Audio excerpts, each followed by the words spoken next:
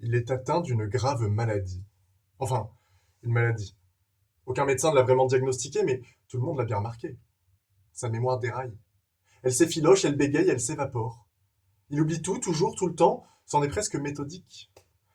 Quand il nous voit, son regard s'allume comme devant des inconnus que l'on rencontre pour la première fois. Et pourtant, malgré ça, nous, on l'aime. On ne peut pas s'empêcher de l'aimer. Alors on s'obstine à rester près de lui, on lui parle, même quand il ne nous répond pas. On le nourrit aussi parfois. Et moi, le soir, je le regarde tourner en rond, ce triste prisonnier d'un présent sans passé. Et je me demande, qui de ses souvenirs ou de ses pensées a quitté l'autre en premier? Ce malade, mesdames et messieurs, s'appelle Bubule. C'est mon poisson rouge et il est amnésique. En d'autres termes, il oublie tout, tout le temps.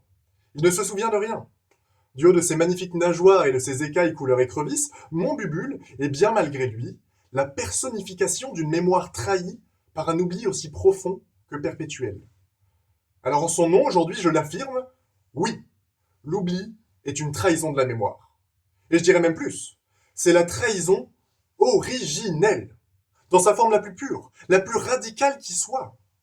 Encore plus intime que celle de Brutus envers César, et 100 fois plus silencieuse que celle de Judas envers Jésus. Car la trahison, que l'on s'entende bien, c'est le fait d'être abandonné par ceux qui nous étaient le plus proches. On n'est jamais trahi par son ennemi, mais bien par son ami, par sa famille, par son amant, par ceux en qui on avait placé une confiance aveugle et absolue. Ceux qui nous étaient tellement fidèles que l'on n'aurait jamais osé, on n'aurait jamais osé imaginer qu'ils puissent un jour nous trahir. Et pourtant. Donc à ce compte-là, je vous le demande, quoi de plus fidèle, de plus personnel, de plus intime que notre propre mémoire?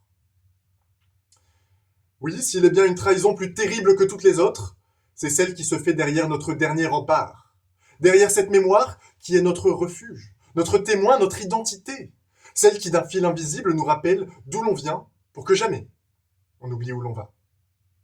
Et c'est précisément parce qu'elle est ce pilier infaillible que quand l'oubli trahit la mémoire montre ses failles, et qu'alors tout s'effondre.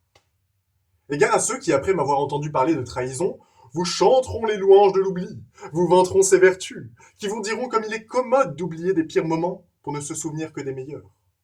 Mais ce qu'ils ne vous diront pas, en revanche, c'est qu'en effaçant la blessure, on efface aussi la cicatrice. Et que la cicatrice, c'est la marque rémanente d'une bataille sur laquelle on s'est construite. Car oublier le mal dont découle le bien, ça revient à oublier le bien lui-même. Oublier ses erreurs, c'est oublier le chemin qui nous a rendus meilleurs. Oublier une rupture, c'est oublier l'amour qui l'a précédé. À force de ne vouloir garder que la lumière, on finit par ne plus comprendre d'où elle vient. Et alors, sans même s'en apercevoir, on commence à s'oublier.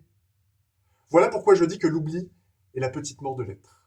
Une mort discrète, qui ne fait pas de bruit, mais qui ferme les yeux d'un coup, qui les voile lentement.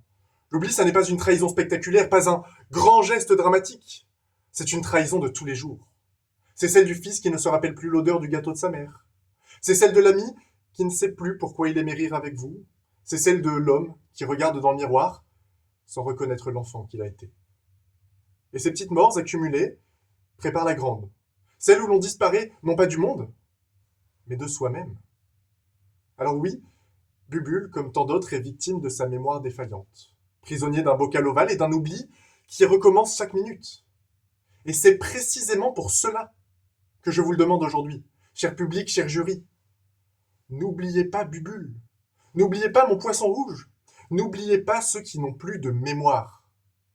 Car vous avez tous ensemble cet indéniable pouvoir.